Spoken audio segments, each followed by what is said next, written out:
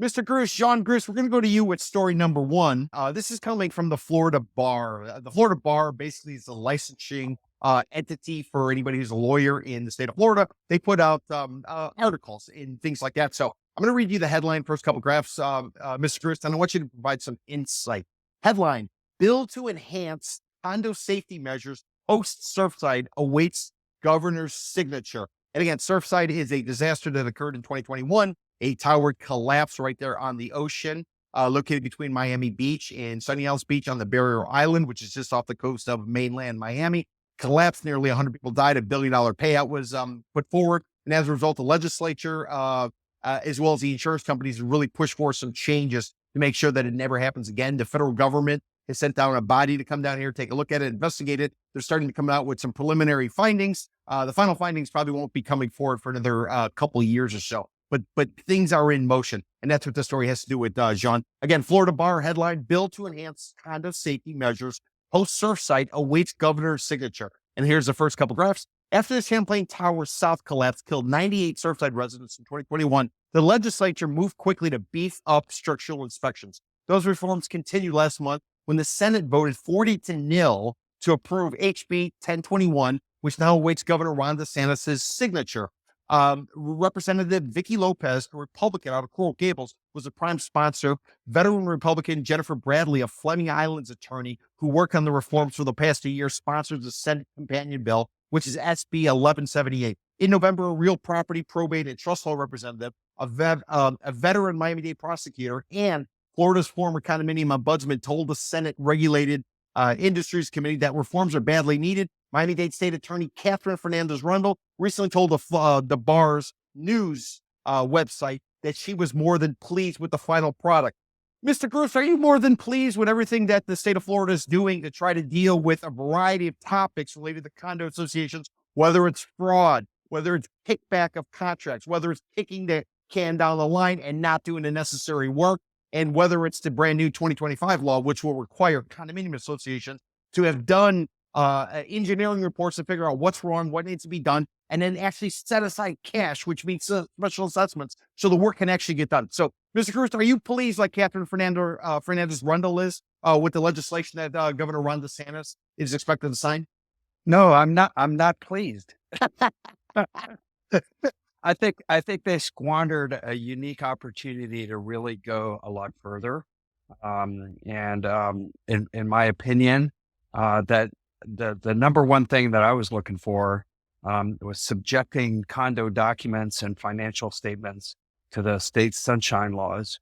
And I think that would have shined a light on all the shenanigans, all the craziness, all the problems. And they didn't do that. So, I think that would have been sort of the big number one thing that's sort of missing from this. I mean, they made, they made a few changes in terms of the criminal penalties for kickbacks and things of that nature, but they still, they're still not really meaningful in terms of the depths of the problems that this market has. And I think that they had this really unique opportunity, unfortunately, because of a disaster. But they really squandered the opportunity to make it something really significant. And in fact, they could have taken the national lead in really revamping the way condos are governed and the way the state inspects condos and oversees condos. And it could have been groundbreaking stuff. And instead they sort of, in my opinion, they sort of tinkered around the edges. But maybe this is better than nothing.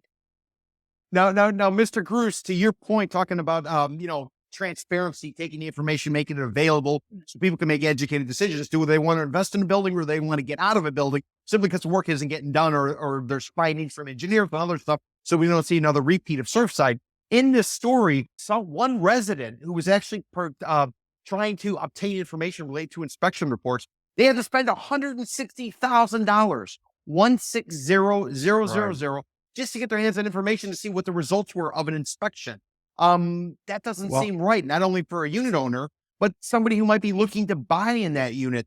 Anything in this legislation that will yeah. ultimately address that? Yes, actually. So I went and actually dug into the legislation a little bit, and there is a provision that calls for the condo associations to put this information on a public website. Now, uh, the definition of public website is not entirely clear to me. It's I don't know if it's like a website for the residents, for the unit owners, but I mean, I'm not sure that it's going to be a public record in the same way that you and I could request, court documents as a public record, or police reports as a public record. Which I think we should have made condo documents and the financials and the documents, on par with court records and police reports and you know, other documents that are subject to the Sunshine Law, to shine the light on the malfeasance and the misappropriation of funds and all the problems. Because you can have a huge enforcement division, at the state division of state condo division. You could have this army of inspectors, but really it's the shining of the light on the problems that would really help, clear a lot of this nonsense that we've got. And I think they missed that opportunity. So let me ask Eric, and let me ask Mr. Fakler, what would it take for you to feel comfortable buying in a condominium? I'm not talking price. I'm talking just the structural integrity, the safety, the financial outlook of the association. If right now today, if you were to go into contract to buy a condo, you basically got 3 days to review everything, and if you want out, then you opt out. Otherwise, by default, you're agreeing and accepting everything going forward. So would either of you have any reservations based on the way the current structure is set up, given what happened with Surfside? Or would you guys just sort of trust the association to do the right thing? So I do live in a townhome community that's governed by Okay. HOA. It's not apples to apples because it's, a Okay. sprawling townhome community in Cooper City. I wouldn't rule out necessarily, if my situation was different, purchasing in a condo building, but it would be very situational for me.